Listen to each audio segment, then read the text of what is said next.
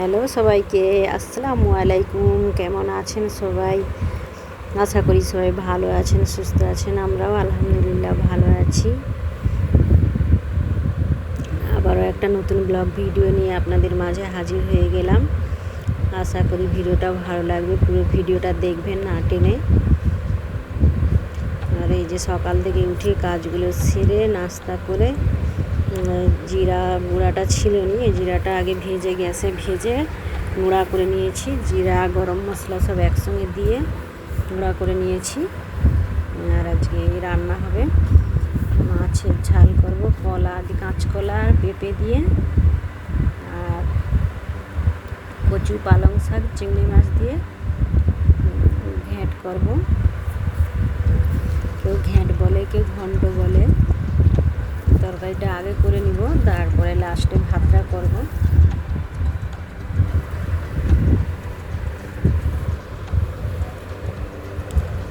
পেঁপেটা একটু পাকা পাকা ধরে গেছিলো, গাছের পেঁপে গাছ থেকে পেড়ে আনছি, বুঝতে পারিনি। বাইরে তো পুরো একদম হালি হয়ে আছে, সবুজ হয়ে আছে, আর ভেতরে একটু লাল লাল মতো হয়ে গেছে।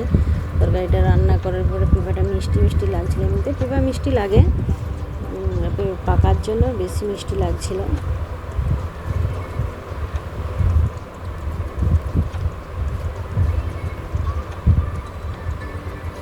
তরকারিগুলো আগে করে নিলে কি হয়, পরে ভাতটা করলে কম জালে ভাতটা হয়ে যায়, ভাতটা আর উপচে পড়েনি। আগে ভাত করলে জাল তো বেশি দিতে হয়, সেই জন্য ভাত পড়ে যায়।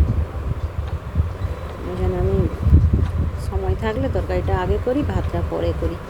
আর যদি না সময় থাকে, কোথাও যাবার থাকে, ছেলেরা স্কুল যায়, তখন আগে ভাতটা করে নিতে হয়।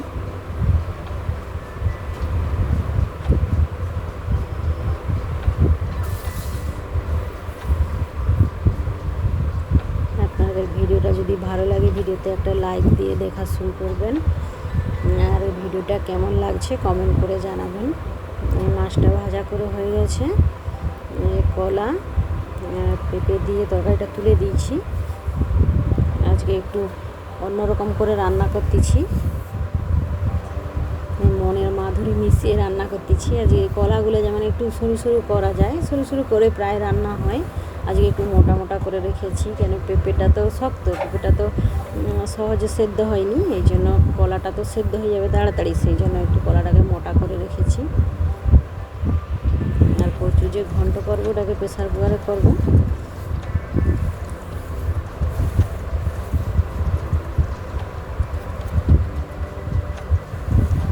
তরকারিটাকে কষিয়ে ঝোলের পানি দিয়ে দিয়েছি। মাছটাকে লাল লাল করে ভেজে নিয়েছি।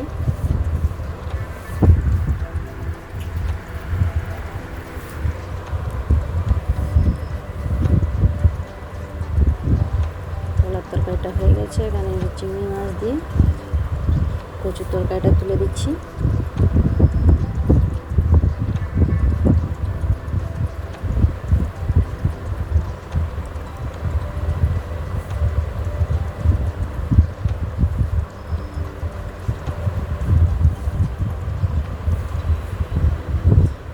রান্না করতে বেশ ভালোই লাগে।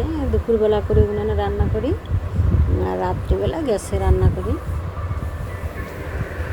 সাধারণত বেশিরভাগই গ্যাসে রান্না হয়। যে নতুন বাড়ি হচ্ছে, ওখানে ছাদ দিয়েছিল, ছাদে যখন সেন্টারিং করা হয়, সেন্টারিংয়ে পাতা পড়বে বলে খিরিস ডাল কয়েকটা কাটছিল, সেই জন্য জ্বালনটা বেরিয়েছে। না হলে তো আমি সবসময় গ্যাসেই রান্না করি।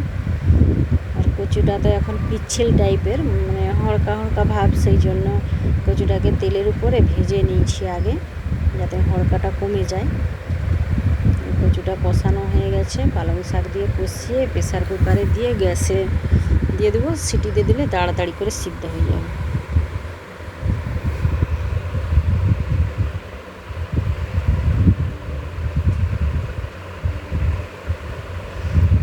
কষানোর পরে প্রেসার কুকারে করে ঢেলে নিয়েছি, মাপে পানি দিয়ে দিয়েছি, গ্যাসে বসিয়ে দেবো।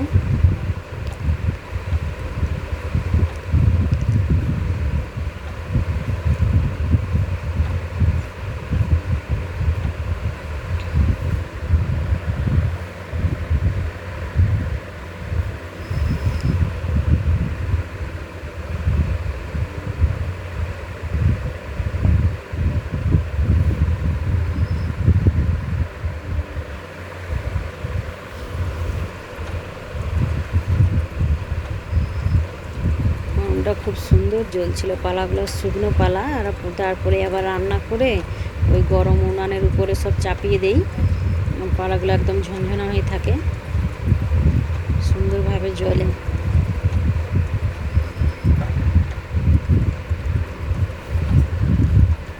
ভাত তরকারি তো সব হয়ে গেছে। এরপরে এই যে আর তো তরকারির ফাইনাল লুকটা ক্যামেরা করেছিলাম, কিভাবে ডিলিট হয়ে গেছে ওটা দেখানো হলো নি।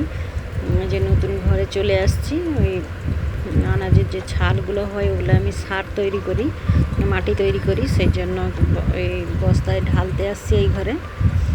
আর এখানে কারেন্টের কাজগুলো হচ্ছে, ঘর প্লাস্টার হবে, সব কারেন্টের কাজ হচ্ছে, বোর্ড বসানো হচ্ছে।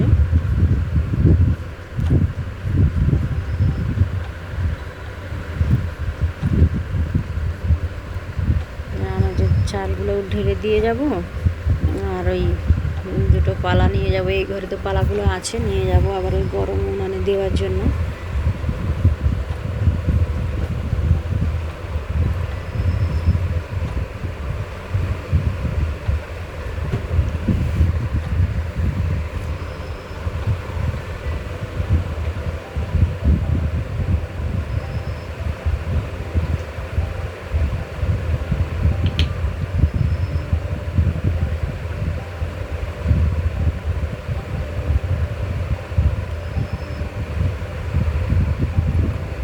আমাদের বাড়িটা কেমন হয়েছে আপনারা কমেন্ট করে জানাবেন। আর ওই যে ওর পরে আমি তো বাড়ি চলে আসছিলাম পালা টালা নিয়ে। ওর পরে আমার হাজব্যান্ড ওই বাজারে গিয়েছিলো, গাছে দেবো বলে সার বীজ এগুলো আনছিল। গাছে তো প্রচুর পোকা ধরে যাচ্ছে, গাছের পাতায় পাতায়, বেগুন গাছ, লাউ গাছ, গাছগুলো, আর ওই শসা গাছ এইসব লাগানো হয়েছে। এগুলোয় বীজ দিয়ে দিচ্ছি, আর গোড়ায় সার দিয়ে দেবো, গাছটা সতেজ হয়ে উঠবে। অনেক দিন লাগানো হয়েছে তো সেরকম হয়নি, সেই জন্য গোড়ায় একটু সার দিলে ভালো হয়ে হবে।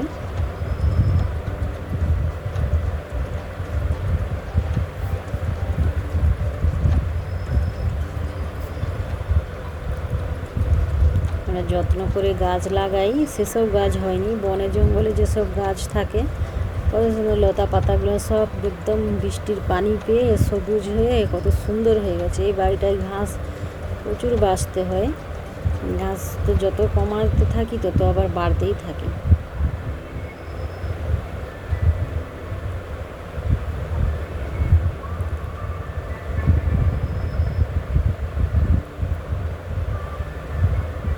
আমি একা আসিনি, আমার বড় ছেলে আসছে, হাজবেন্ড আসছে, আমি আসছি। বড় ছেলেটা যে গাছের গোড়াগুলো কুপাচ্ছে, এটা একটু খুঁড়ে খুঁড়ে সার দিতে হবে, যে খুঁড়ে খুঁড়ে ভেড়ি গাছের গোড়ায় দিয়েছি।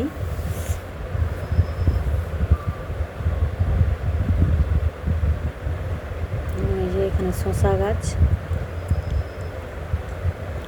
পুঁই গাছগুলো তো একদমই হয়নি, ছোটো ছোটো হয়ে যাচ্ছে।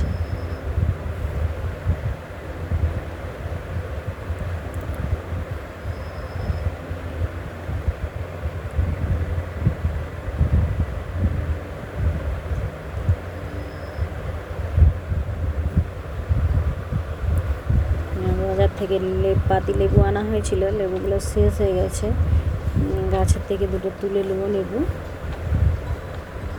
গরম ভাতে পাতি লেবু তো খেতে ভালো লাগে।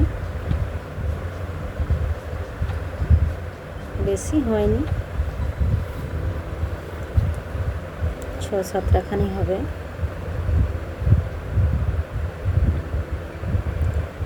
আর হাতটায় কাদা ভর্তি, যে ঘাস বাচ্ছিলাম।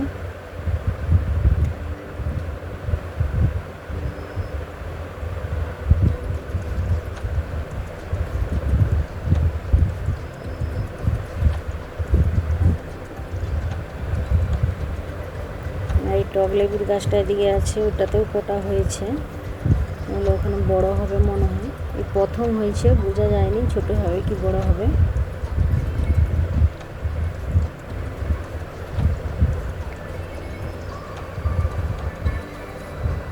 তিনটা লেবু তুলে নিয়েছি। ভিডিওটা এখানেই শেষ করছি। আল্লাহ হাফেজ, আসসালামু আলাইকুম।